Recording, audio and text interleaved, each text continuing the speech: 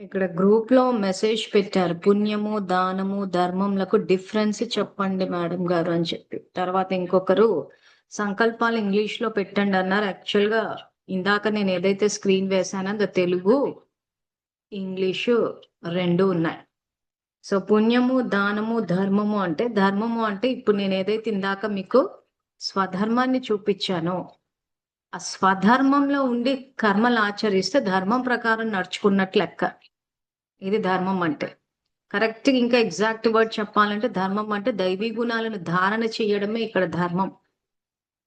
So దాన్ని ఆధారంగా తీసుకుని మనస, వాచ, కర్మన 3 రకాలుగా కర్మలు ఆచరిస్తూ పోతే ధర్మ మార్గంలో నడిచినట్టు.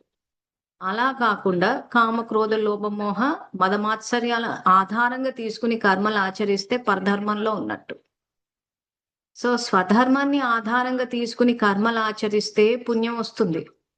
పరధర్మాన్ని ఆధారంగా తీసుకుని కర్మలు ఆచరిస్తే పాపం వస్తుంది. ఇక్కడ క్వశ్చన్ అడిగేటప్పుడు పుణ్యం అంటే ఏంటన్నారు కానీ మరి పాపం అన్నది కూడా ఇక్కడ తెలుసుకోవాలి. సో స్వధర్మాన్ని ఆధారం చేసుకుని వస్తే పుణ్యం వస్తుంది. పరధర్మాన్ని ఆధారంగా చేసుకుని కర్మలు ఆచరిస్తే పాపం వస్తుంది. దానము అంటే ఇవ్వడం. సో మన దగ్గర ఏదైతే ఉందో అది ఇస్తూ పోవడం అన్నది దానము. సాధారణంగా ఇంకా మనకు డెప్త్ లోకి వెళ్ళాలంటే ఈ స్థూలంగా ఇచ్చేటి వాటిపైననే ఎక్కువ ఫోకస్ పెడుతున్నారు దానము అంటే.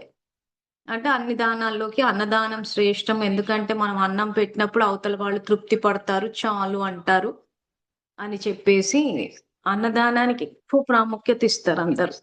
సో అందుకే ఈ రోజుల్లో మీరు ఎవరినైనా చూడండి, తిండికి ఏ లోటు ఉండదు వాళ్ళకి. ఎందుకంటే అన్నదానం అని చెప్పి అన్నదానాలు చేసుకుంటూ ఉంటారు. సో దానివల్ల ఏమైపోయిందంటే కంటికి కనపడని శక్తులు ఏవైతే ఉన్నాయో అవి దానం జరగట్లేదు. అందుకే ఈరోజు అందరికీ శాంతి కరువైపోయింది, ఆరోగ్యం కరువైపోయింది. ఈ రోజు ఈ క్లాసెస్ చెప్తూ ఈ సంకల్పాలు ఈ రకంగా చెయ్యాలని చెప్తూ ఉంటే కొన్నేళ్ల నుంచి కొంతమంది చేస్తున్నారు, వాళ్ళ ఆరోగ్యం బాగవుతోంది. ఎందుకంటే రిలీఫ్ వస్తుంది. సో రోగం ఎక్కడుంది? ముఖ్యంగా ఆత్మలోనే ఉంది. ఓ మనిషి రోగమయం అయిపోయాడు అనుకుందాం. అంటే ఇంకా heart problem, kidney problem, liver problem ఇవన్నీ ఉన్నాయి అనుకుందాం. ఆ వ్యక్తి చనిపోయిన తర్వాత కూడా శరీరంలో heart problem, kidney problem, liver problem, cancer అన్నీ ఉంటాయి. కానీ ఎందుకు ఆ వ్యక్తికి అవి అనుభవంలోకి రావట్లేదు అంటే ఆత్మ లేదు కాబట్టి.